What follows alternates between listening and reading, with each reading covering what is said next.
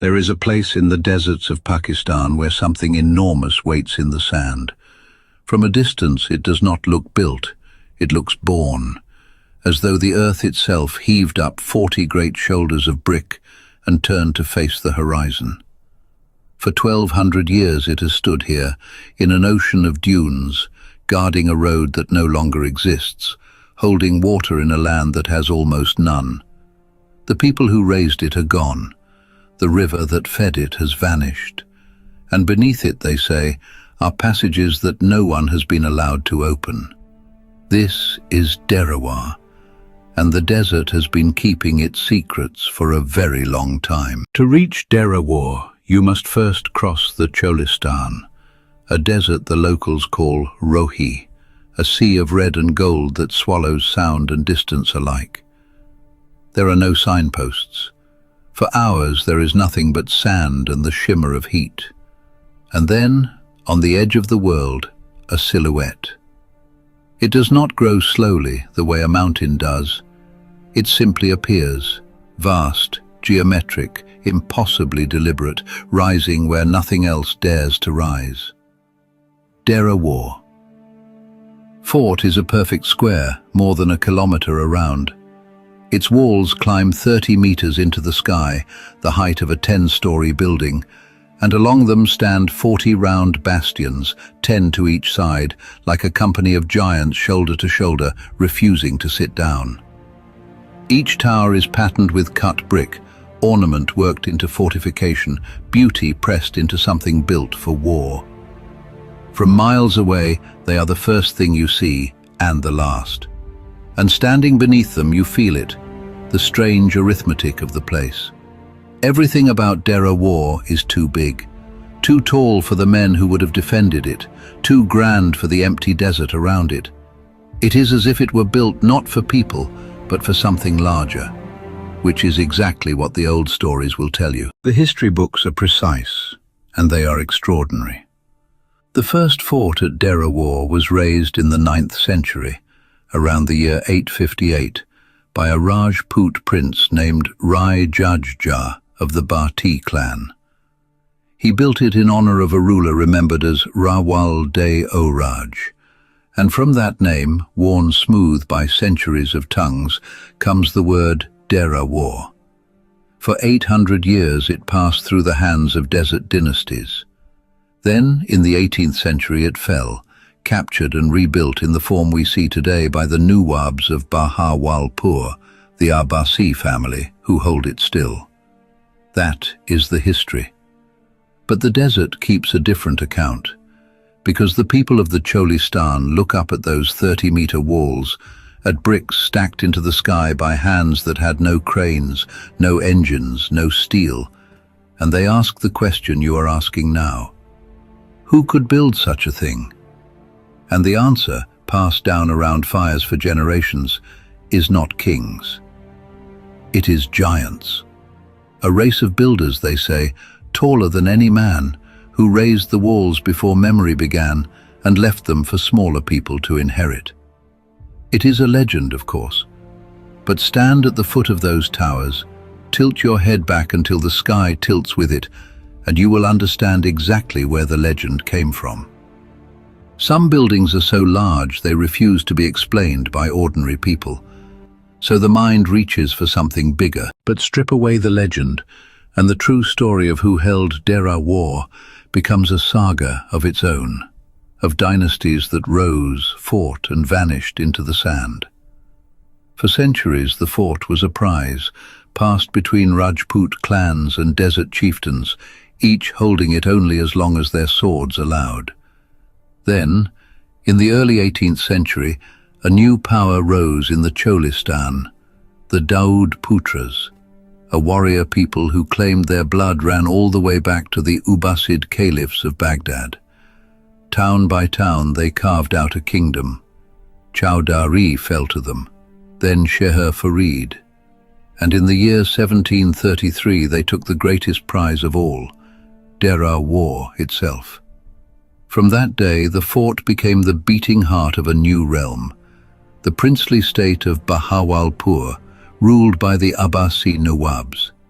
For more than 200 years, through wars and treaties, through the rise and retreat of empires, the Nawabs held this desert kingdom, one of the last of its kind, until at last it folded into the new nation of Pakistan. But Derawar remained what it had always been, not merely a fortress, but a throne. To hold Derawar was to hold the desert, and every ruler who sat here knew it. To understand why anyone would raise a kingdom in a place this empty, you must go back, far further than any Nawab, any Rajput, any fort. For the Cholistan hides a secret older than history itself. Thousands of years ago, a mighty river ran through this desert, the Hukra, part of a vast river system that some scholars believe may be the lost Saraswati of ancient legend. And along its banks 5,000 years ago, one of the greatest civilizations the world has ever seen put down roots. Not far from Derawar, buried beneath the dunes, lie the remains of a city called Gunweriwala. In its day, it was among the largest cities of the entire Indus Valley civilization, a rival in scale to Mohenjo-daro and Harappa. A place of brick streets and copper seals and terracotta figures, of trade and craft and order when much of the world still lived in scattered villages. And then the river died. The Hukra dried to a ghost, and the great city was swallowed by the sand, so completely that it lay lost for 4,000 years, rediscovered only in our own age, and still to this day barely touched by the spade. Derawar stands upon the bones of that vanished world. The very water that once fed a civilization is the water this fort was built to command. History does not begin here with the fort. It merely continues. But the true marvel of Derawar is not its height. It is a question so simple it is easy to miss. Why here? Why raise the greatest fortress in the region in the deadliest, driest heart of the desert, where a garrison could die of thirst long before an enemy ever arrived? The answer is buried beneath the sand, and it is the reason Derawar exists at all. Thousands of years ago, this desert was not a desert. A great river once flowed through the Cholistan, the ancient Hukra, and along its banks bloomed one of the oldest civilizations on earth. Then, slowly, catastrophically, the river died. The water withdrew, the land turned to dust. But the water did not vanish entirely. It went down, pooling in deep deposits beneath the dunes, a memory of the river hidden underground. And Derawar was built directly on top of one of those hidden reserves. This is the secret of its position. The fortress is not just a stronghold, it is a cap on a well, a fist closed around the one thing the desert cannot provide.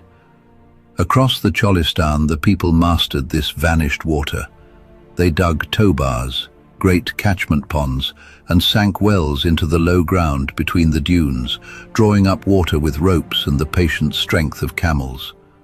The water is often brackish, hard, half salt, but it is water, in a place that should have none.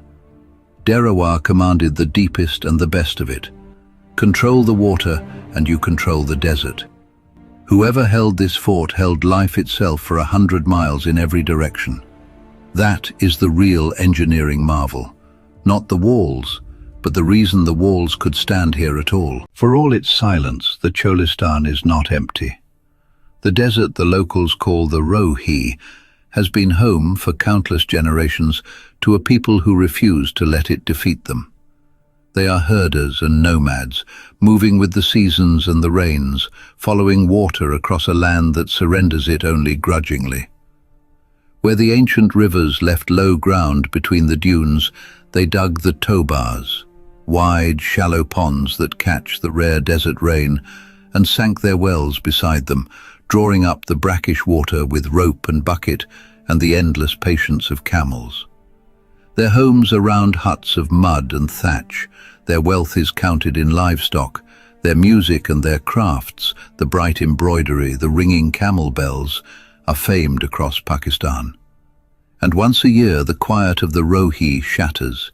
Engines roar across the dunes as the Cholistan Desert Rally, the largest motorsport event in all of South Asia, draws hundreds of thousands of spectators into the sand, racing in the very shadow of Derawar War. For a few wild days, the old fort presides over a festival of speed and color and life. And then the crowds disperse, the dust settles, and the desert returns to what it has always been, patient, ancient, and very much alive. Beside the fort stand two more wonders, easy to overlook against the sheer bulk of the walls, yet each a treasure in its own right. The first is a mosque of pure white marble, gleaming impossibly against the red of the dunes. Raised around 1849 by the Nawab Bahawal Khan, it was modelled on the famous Pearl Mosque of the Mughal emperors in Delhi. 3 swelling domes, 4 slender minarets, white marble carried across hundreds of miles of desert to set a jewel of faith in the middle of nowhere. A short walk away lies the second, the royal graveyard of the Abbasi Nawabs. Here, in a private necropolis founded in the 18th century, when Afghan raids drove the royal family to move their dead behind the safety of the fort, generations of desert kings lie buried. Domed tombs of brick and glazed blue tile, and 2 extraordinary tombs of white marble, mark the rulers who held this kingdom for over 2 centuries. Among them, it is said, rest the foreign-born wives of the Nawabs, their graves carved in marble by grieving husbands. Faith and death, the mosque and the tombs, the 2 things no desert dynasty could do without. Both still stand, both still wait, in the shadow of the giant. And yet, for all we know of Derawar War, there is a part of it we are not permitted to see. Beneath the fortress, the stories insist, lies another Derawar War, a hidden world of chambers and passages cut into the earth. Some say the tunnels were escape routes for the royal family, carved so a ruler could vanish from a besieged fort and reappear miles away in the open desert. Some say they connect Derawar War to other forts across the Cholistan, an underground road for armies and secrets. And some say they were never meant to let anyone out at all, that they were built to hold something in.